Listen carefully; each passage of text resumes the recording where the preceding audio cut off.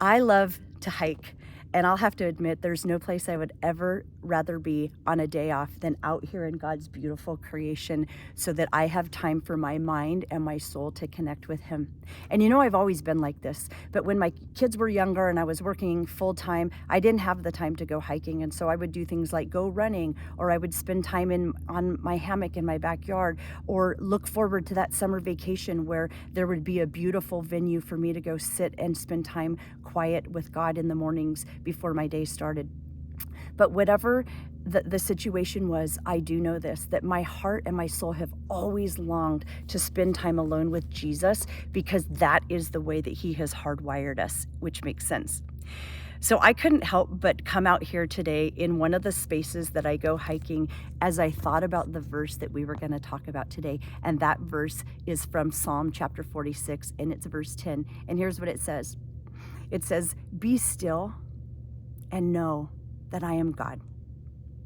That is a very familiar verse to many of us. You might be familiar with it as well.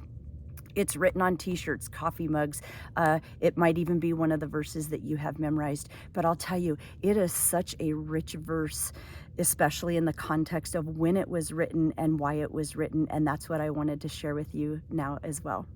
See, Psalm 46 was very near and dear to the heart of the Israelites, because it was an expression of the security that they found in knowing that they were God's chosen people, and that He also had them in the city of God, which was Jerusalem, which was His chosen city of all the cities in the world. That is the city He chose to have His earthly kingdom be recognized by His anointing and His blessing. And the Israelites knew this. And so this song is one of celebration. It's not a song of sadness. It's a song of celebration where they assess their lives and all of the pressing in of the world around them. And they're acknowledging all of the turmoil and the chaos and the destruction and the siege that they were always up against. And they're turning their praises towards God, and they're saying, "God, you are our refuge and strength. You are an ever-present help for us anytime that we're in trouble. If the mountains are shaking, or if the waters are roaring and foaming, we're not going to fear, because we believe in your sovereignty. You did it before, and you're going to do it again."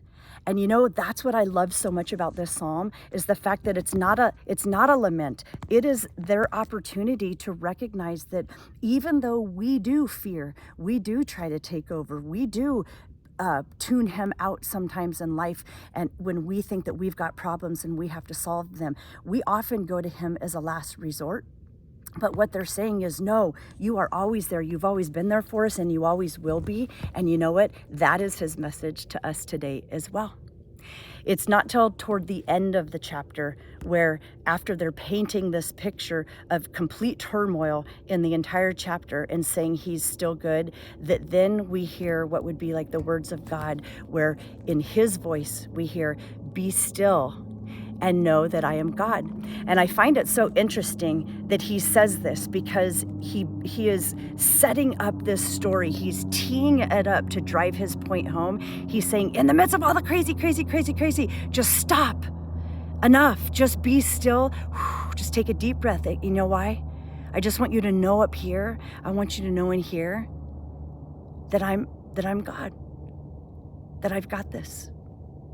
And that is a very powerful message that He has for both you and for me. And so as you go about your day today, I want to challenge you with this. What are some blanks that you could fill in with this verse as it pertains to being still and knowing that ... I think He wants to say some of these things to you today, and He wants you to take the time to hear them. Be still and know that I love you more than anything. Be still and know that I see you. Be still and know that I hear every time you talk to me. Be still and know that I'm proud of you. Be still and know that I believe in you. Be still and know that I'm always at work behind the scenes, even when you don't see it.